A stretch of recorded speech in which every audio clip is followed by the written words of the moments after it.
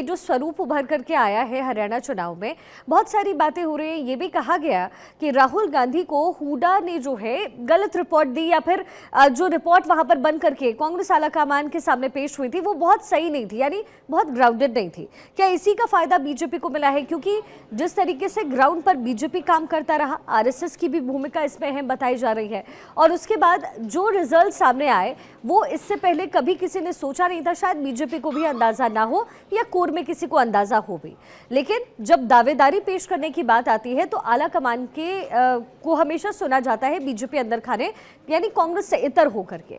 तो अब जब संगठित बीजेपी में हरियाणा में हर कोई हो रहा है, तो आगे का चुनाव क्या यही तय करेगा? और गृह मंत्री शाह जब पहुंचेंगे तो मंत्रिमंडल का स्वरूप, जैसा कि अभी बताया भी थानेश्वर ने, क्या कुछ अलग होने की संभावनाएं हैं?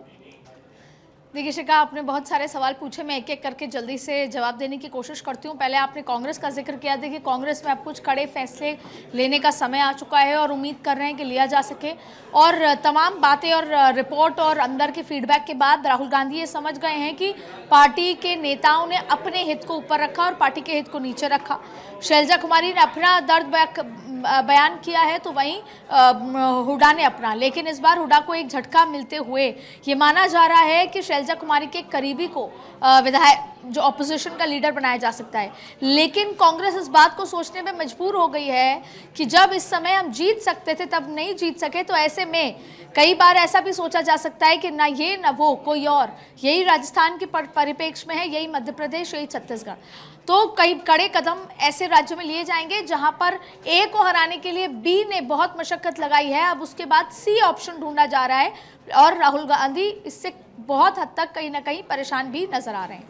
अब सवाल है कि कांग्रेस ने तो मदद की है भारतीय जनता पार्टी को जिताने के लिए, लेकिन भारतीय जनता पार्टी ने 3 महीने पहले चुनाव के सर्वे कराया था तो 18 सीटें जीत कर आ रहे थे। उसके बाद स्ट्रैटेजी बदली गई, कार्यकर्ताओं को उसकी समझाइश हुई, कार्यकर्ताओं के मन के अंदर की नाराजगी को कम किया गया, अलग अलग तरीके से कम किया गया।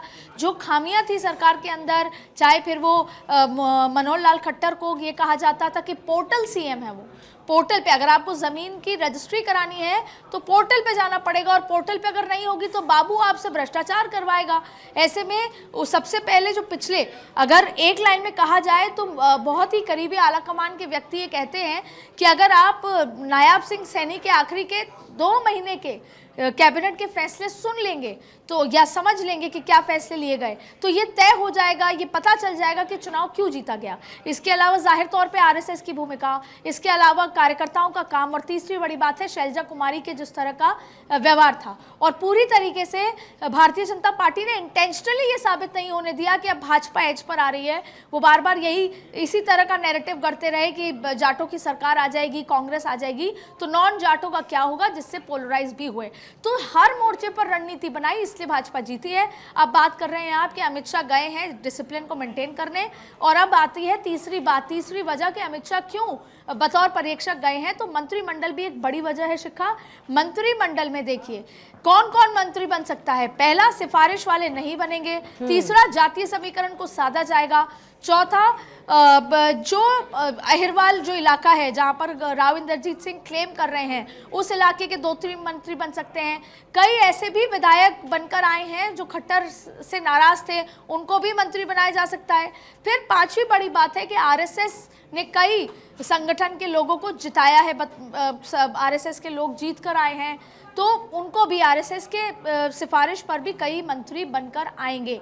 यानी आपको इस मंत्रिमंडल में आरएसएस की छाप नजर आएगी। इन्हीं सबको स्ट्रीमलाइन करने के लिए तीसरी वजह है कि अमित शाह खुद प्रत्यक्ष रूप से पहुंच रहे हैं, जिससे कि सब कुछ वैसा हो जो आरएसएस और भाजपा का आलाकमान और अदिति, ये कहा भी जाता है कि पुराने समय में अगर पीछे हमने कुछ गलती की तो उसको फिर आगे सही करके चलना भी चाहिए। और मुझे लगता है कि ये ओवरऑल बीजेपी की एक बहुत बड़ी जीत है और शायद इसी को दोहराने की कोशिश महाराष्ट्र और झारखंड में बीजेपी करेगी।